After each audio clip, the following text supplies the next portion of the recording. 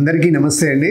ఇవాళ మనము భూసేకరణ చట్టం ల్యాండ్ అక్విజిషన్ యాక్ట్ గురించి మాట్లాడుకుంటున్నాం. భూసేకరణ చట్టం, భూమి అనేది ఒక ప్రకృతి సంపదగా కొన్ని కోట్ల సంవత్సరాల నుంచి చూస్తూనే ఉన్నాం. మానవీయ మనుగడ కోసం భూమి ఆధారం కాబట్టి ఆ భూమిలో మానవులుగా మనం అందరం సంచరిస్తూ ఉన్నాం. రకరకాల ఉత్పత్తులతో జీవితం సాగిస్తూ రకరకాల ప్రాణులు, రకరకాల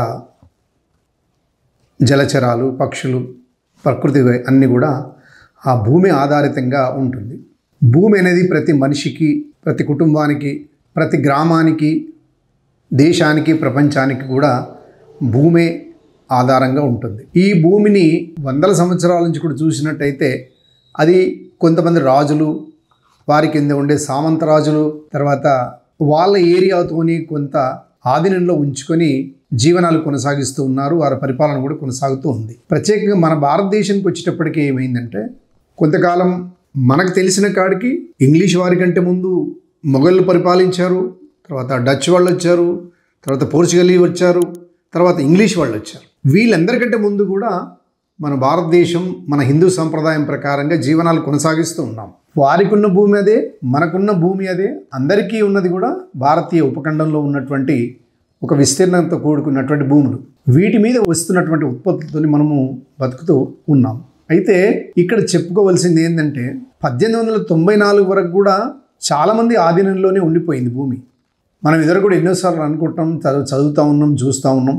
దొరలు, భూస్వాములు, జాగీర్దారులు, జమీందారులు, నవాబులు, వీళ్ళ దగ్గరనే ఎక్కువ శాతం భూమి కేంద్రీకృతమై ఉన్నది. వీళ్ళు ప్రభుత్వాలకు అవసరమైన కొంతమేరకే పన్నులు చెల్లిస్తూ ఆ భూమికి స్వంతదారులుగా ఉంటూ ప్రజలను వారి ఆకలి అర్థం చేసుకోలేక వాళ్ళకు ఏదో మభ్య పెడుతూ వాళ్ళ పెత్తనాలు కొనసాగిస్తూ వచ్చారు. చివరకు వీళ్ళు బ్రిటన్స్ వచ్చాక కొంతమందికి ఉండటం వలన అభివృద్ధి అనేది తన వ్యాపారవేత్త అయినప్పటికీ ఆ భూమి తీసుకోవడానికి కొన్ని చట్టాలు, నిబంధనలు రూపొందిస్తూ వచ్చాడు. మన స్వతంత్రం వచ్చేటప్పుడు కూడా అదే చట్టాన్ని అమలు చేసుకుంటూ 1884 చట్టాన్ని స్వతంత్రం వచ్చే వరకు కూడా అదే కొనసాగుతూ వచ్చిందండి. ఆ 84 రూపొందించబడ్డ చట్టమే ప్రభుత్వానికి ఆ రోజు అవసరం పడ్డది. వాళ్ళు రైల్వే లైన్ వేయాలన్నా ఆ నవాబు దగ్గర తీసుకోవాలి, ఒక చెరువు విస్తీర్ణం పెంచుకోవాలన్నా ఆ నవాబు దగ్గరనే తీసుకోవాలి, తర్వాత ఒక రోడ్డు వేయాలన్నా అదే తీసుకోవాలి, ఒక ప్రాజెక్ట్ కట్టాలన్నా కూడా వాళ్ళ దగ్గర నుంచి భూమి తీసుకోవాలి. తీసుకోవడంలో తప్పులేదు, తీసుకోవాలి. తీసుకున్న తర్వాత వాళ్ళకు కొంత కాంపెన్సేషను, ఒకంత అమౌంట్ ఇవ్వడం అనేది జరిగింది. వాళ్ళకి వ్యాపారవేత్త కదా బ్రిటిష్ అతను, ఏది కూడా ఊరికేది ఇవ్వడు, దానికి కొంత పారితోషికం ఇచ్చే తీసుకున్నాడు. కానీ దానికి ఒక లెక్క, ఒక భూమి ఎంత తీసుకున్నాడు, ఏ భూమి ఎంత తీసుకుంటే దానికి ఎంత ఖరీదు ఇవ్వాలి అనేది ఒక ఆనాటి వాళ్ళకున్న వ్యాపార రీత్యా కొంత సైంటిఫిక్ క్యాలిక్యులేషన్ చేసి తీసుకుందామనేది ఒక డెసిషన్కి వచ్చారు. 1984లో అంతకుముందు చిన్న చిన్న మార్పులతో ఉంటే ఆ బ్రిటన్ కొలోనియల్ సిస్టంలో ఉన్నటువంటి వ్యక్తులంతా కలిసి ల్యాండ్ అక్విజిషన్ యాక్ట్ 1894 అనే ఒకటి రూపొందించడం జరిగింది. ఆంగ్లేయుల కాలంలో తీసుకురాబడ్డటువంటి చట్టం 1894. 119 ఏళ్ళ తర్వాత స్వతంత్రీకరించబడ్డ భారతదేశంలో 2013లో వచ్చినటువంటి కొత్త చట్టం చాలా ఆశాజనకంగా ప్రజలకు ఉపయోగకరంగా వచ్చినటువంటి చట్టం 2013. ఆ చట్టంలో ఉన్నటువంటి ఒక ఆహ్వానించదగ్గ అంశాలు ఏమిటి అని అంటే, భూసేకరణ ఉంటుంది కానీ ఒక పారదర్శకంగా ఉంటుంది, పునరావాసం కల్పించే విధంగా ఉంటుంది, పునరావాసాన్ని ఇచ్చే దిశగా ఉంటుంది, తర్వాత ఒక న్యాయమైన, ఒక చట్టబద్ధమైన పరిహారాన్ని ఇచ్చే పొందే హక్కు కూడా భూమి కోల్పోతున్న ప్రజలకు ఇవ్వడం జరిగింది. ఆ చట్టం గురించి ఇప్పుడు మనం మాట్లాడుకోవాలి. ఆ చట్టాన్ని మనము స్వతంత్రం వచ్చే వరకు కొనసాగింది. వాళ్ళ పీరియడ్లో రైల్వే లైన్లు వేశారు, అన్నీ కంప్లీట్ అయిపోయినాయి. భూమి సొంతదారులకు కూడా వాళ్ళు ఇవ్వడం జరిగింది. ఆ 84 కూడా 119 సంవత్సరాల వరకు, 2013 వరకు మనం భారతదేశం స్వతంత్రీకరించబడిన తర్వాత కూడా అదే చట్టం కొనసాగుతూ వచ్చింది, కొన్ని చిన్న చిన్న మార్పులతో. ఆ బేసిక్ స్ట్రక్చర్ను, ప్రధానమైనటువంటి భూసేకరణ చట్టం యొక్క స్వభావాన్ని మార్చకుండా దానికి కొన్ని చిన్న చిన్న జత చేస్తూ తీసుకొచ్చారు. స్వతంత్ర భారతదేశంలో కూడా చాలా కట్టుకున్నాం ప్రాజెక్టులు, పెద్ద పెద్దవి కట్టుకున్నాం. మన నాగార్జున సాగర్ అదే కదా, పెద్ద పెద్ద పబ్లిక్ సెక్టార్స్ మన దగ్గర ఉన్న ఐడిపిఎల్ అదే కదా, విశాఖ స్టీల్ ప్లాంట్ కూడా అదే కదా. ఇవన్నీ తర్వాత Bhakra Nangal project, Hirakud project, Narmada project, ఇవన్నీ కూడా భూసేకరణ ద్వారా తీసుకోబడ్డటువంటి పట్టా భూములు.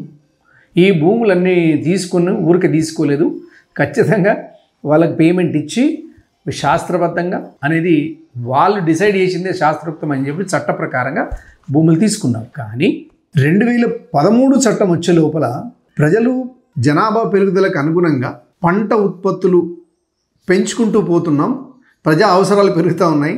ఆ పెరిగిన అవసరాలు పూర్తిగా భూమి లేదు కాబట్టి ఉన్న కాస్త పట్టా భూములను పెద్ద పెద్ద కంపెనీలకు, ప్రైవేట్ కంపెనీలకు, ప్రైవేట్ పబ్లిక్ పార్టిసిపేషన్ గురించి కూడా భూసేకరణ అనే ప్రక్రియను కొనసాగుతూ తీసుకొచ్చారు. ఇక్కడ ఏమైంది, 2013 చట్టానికి 1894 చట్టం ఈ 119 సంవత్సరాలలో వచ్చినటువంటి ఈ మధ్య కాలంలో ఒక 30-40 ఏళ్ల కాలంలో వచ్చినటువంటి పరిణామక్రమం ఏంటంటే ప్రైవేట్ వ్యక్తులకు కూడా భూసేకరణ చేయడం అనేది ఒక ఆనవాయితీగా తీసుకొచ్చారు. అక్కడ ఏం జరిగిందంటే బెంగాల్లో నందిగ్రామ్, ఒరిస్సాలో ప్రైవేట్ కంపెనీకి, తర్వాత రిలయన్స్ వాళ్ళ ప్రైవేట్ కంపెనీలకు, ఈ ప్రైవేట్ కంపెనీలకు కూడా భూసేకరణ తీసుకొని ఉన్నప్పటికీ ప్రజలు మేల్కొన్నారు. మేల్కొని ఏది వచ్చినా కూడా ఇంకొకటి సెజ్లు అని ఉన్నది, స్పెషల్ ఎకనామిక్ జోన్స్, ప్రత్యేక ఆర్థిక మండళ్ళు. ఒక భూమిని సేకరించాలి, ఆయనకు అప్పచెప్పాలి. ఆయనకు అవసరం ఒక 50 ఎకరాలు ఉంటే 500 భూమి ఎకరాలు సేకరించి ఆయనకు అప్పచెప్తే ఆయన దాంట్లో ఒక ఫ్యాక్టరీ పెట్టాలి, అందులో ఎంప్లాయ్మెంట్ చేయాలి. ఏమి చేస్తామని కాదు, అతనికి ఒక భూమి ఇవ్వాలనేది ఒక అసంబద్ధమైన అశాస్త్రీయమైన భూ కేటాయింపు అనేది జరిగింది. ఇవన్నీ అర్థం చేసుకున్న జనము ఈ భూసేకరణను చాలా ఉధృతంగా అడ్డుకున్నారు. వేదాంత అనేది కూడా అందులో ఒక భాగమే.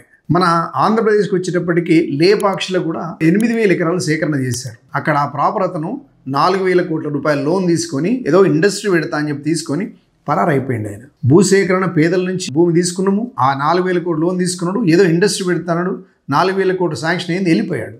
జనం అక్కడ నిర్వాసితులు అయిపోయారు. ఈ నిర్వాసితుల పరిస్థితి ఏమిటి అనేది ఇవన్నీ వచ్చి పాత చట్టం ఎలా ఉందంటే మొత్తం ప్రభుత్వానికి అనుగుణంగా ఉంది. అది ఎంత కష్టం అంటే ప్రభుత్వం నీ ఇష్టం వచ్చినట్టు చేయొచ్చా? అట్లా కాదు కదా. మనం ప్రజలం, ప్రజాస్వామిక భారతదేశం ఇది, స్వతంత్రత తెచ్చుకున్నాం, ప్రతి వాళ్ళ హక్కులు కాపాడాలి.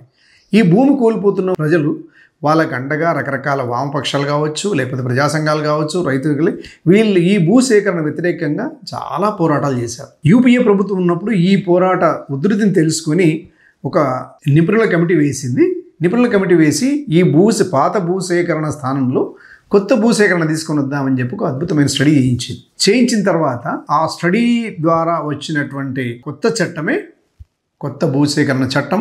అది రాజ్యసభలో ఆమోదించబడింది, పార్లమెంట్లో ఆమోదించబడింది, అన్ని చోట్ల ఆమోదించబడి జనం కూడా దాన్ని స్వాగతించారు. అది చట్టమైంది.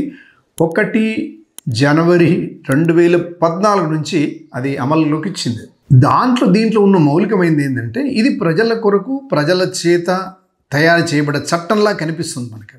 వాస్తవమే, దాంట్లో ప్రభుత్వం తన ఇష్టం వచ్చినట్టు చేయొచ్చు. కానీ ఇక్కడ ప్రజలకు మెప్పు పొందే విధంగా, ప్రజలు భూమి కోల్పోతున్న వాళ్లకు ఉపయోగపడే విధంగా ఉంది. అసలు ఏంటండి భూసేకరణ అంటే? భూమి ఎవరిది? భూమి నాది, నేను త్యాగం చేయాలా? ఎవరి కొరకు త్యాగం చేయాలి? నేను ఎందుకు ఇవ్వాలి భూమి? నా భూమి అదొక ఆత్మ గౌరవం, అది నా కుటుంబ గౌరవం. నేను ఎందుకు కోల్పోవాలి? నేను ఎవరి కోసం త్యాగం చేయాలి? ఎందుకోసం త్యాగం చేయాలి? అందుకు నాకు ఇచ్చే ప్రతిఫలం ఏంది ప్రభుత్వం? అట్లా కాదండి. భూమి అనేది ఒక పారసీ సామెత ఎట్లా ఉంటుందో తెలుసా? ఎంత బాగుంటుందంటే, నీ హృదయం ఎక్కడుందంటే మా ఇంట్లో ఉంది, మీ ఇల్లు ఎక్కడుందంటే నా హృదయంలో ఉంది అని అంటాం. బాగుంది కదా? దిల్ కహా ఘర్ మే, ఘర్ కహా దిల్ మే. నీ ఆత్మగౌరవం ఎక్కడ ఉంది? నీకు భోజనం పెడుతున్నటువంటి పొలంలో ఉన్నది అనేది చెప్పడానికి ప్రయత్నం చేస్తుంది ఆ సామెత. అట్లా త్యాగం అంటే నా పట్టభూమి ఇయ్యాలబ్బా, అసలు ఊహించడానికి ఎంత ఇబ్బందిగా ఉంది. ఎవరికి తెలుసా మిత్రమా? ఇది భూమికి ఎవరైతే కోల్పోతారో వాళ్ళు పడే బాధలను అది మనంగా చూస్తే అర్థమవుతుంది. ఏమనుకుంటా, ఏముంది ఇస్తే ఏమైంది 1 ఎకరా. కానీ ఆ ఇవ్వడం ఎందుకు అని అంటే తన శాశ్వత ఆదాయ వనరు కోల్పోతుంది ఆమె. ఆ యజమాని, ఆ ఇంటి ఇల్లాలు, ఆయన పిల్లలు సాయంత్రం వరకు పనిచేసి వచ్చే ఆదాయం టోటల్గా కోల్పోతాం. అంటే స్థిరాస్తి అది కోల్పోతాం. ఒక రోడ్డు వేస్తాం, దాంట్లో వందలాది మంది నడుస్తారు. ఇక్కడ మనకు ఇది వేస్తారు. అంటే మనం ఏం చేస్తామంటే ప్రభుత్వాన్ని ఎన్నుకుంటాం. ప్రభుత్వం అనేది ప్రజల అవసరాలు తీర్చాలి. జనం మనుషులుగా దినదిన ప్రవర్తమానం చెందుతూ వస్తుంటారు. ఒక గ్రామంలో ఉన్న 100 మంది ఒక 10 ఏళ్లలో 150 అవుతారు, 20 ఏళ్లలో 200 అవుతారు. ఇట్లా పెరుగుతూ ఉంటారు. వాళ్ళ అవసరాలు పెరుగుతూ ఉంటాయి. ఆ ఊరికి ఇంకొక ఊరికి కనెక్టివిటీ కావాలి. వర్షం వస్తే బురదలో నడవద్దు కాబట్టి మనం ఇచ్చే రెగ్యులర్ అలవాటు కాబట్టి పన్నుల్లోంచి భాగంగా తీసుకొని ఒక రోడ్డు వేయమని డిమాండ్ చేయాలి. అది అవసరం కూడా, అది ప్రభుత్వం బాధ్యత కూడా. రోడ్డు వేయాలి కూడా, మనకు అర్థమవుతుంది కదా. ఆ రోడ్డు వేసేటప్పుడు ఈ భూమి పోతుంది, అలా నరసింహుల భూమి పోతుంది. నరసింహులు ఎందుకు ఓడగొట్టుకోవాలి? నువ్వెవరన్నాడు? ఆయనకు ప్రభుత్వం ఏం చెప్తుందంటే, నేను నీ భూమి తీసుకుంటాను. ఏ దేశానికైనా ఏ రాజ్యానికైనా భూమి స్వంతదారు ఎవరు అంటే ఆయా సార్వభౌమ ప్రభుత్వాలదే ఉంటుంది.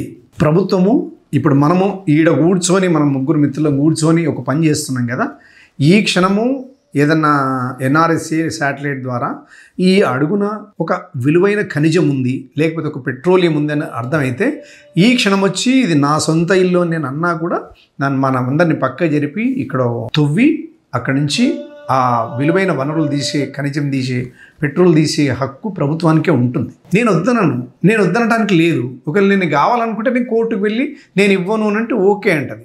నీకేం కావాలంటది? నా జీవనం పోతుందని నీకు జీవనం సరిపడ డబ్బు ఇప్పిస్తా ప్రభుత్వం నుంచి అంటది. కానీ తీసుకోవడం మాత్రం ఆపే హక్కు కోర్టుకు కూడా లేదు, ఇంటి ఓనర్కి లేదు, ఎవరికీ లేదు.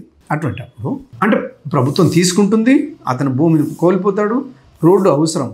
కానీ ఇక్కడ వచ్చే ఇబ్బందులు ఏంటంటే నువ్వు ఎంత ఇస్తావు అనేది అది వేరే ప్రశ్న. అంటే ఇన్ని ఇబ్బందులు ఉన్నాయి ఇక్కడ. ఆత్మగౌరవ సమస్య, ప్రజల అవసరం సమస్యనే, ప్రభుత్వం ఎంటర్ అవ్వడం సమస్యనే, భూమి ఇతను కోల్పోవడం సమస్యనే, అతని కుటుంబమే ప్రాబ్లం అవుతుంది కదా. అటువంటిప్పుడు ప్రభుత్వాల బాధ్యత ఏంటంటే తీసుకోవాలి. తీసుకోవడానికి ఎవరు కూడా ఇబ్బందులు లేరు, ఇవ్వడానికి అది సిద్ధంగా ఉన్నారు ప్రజలంతా.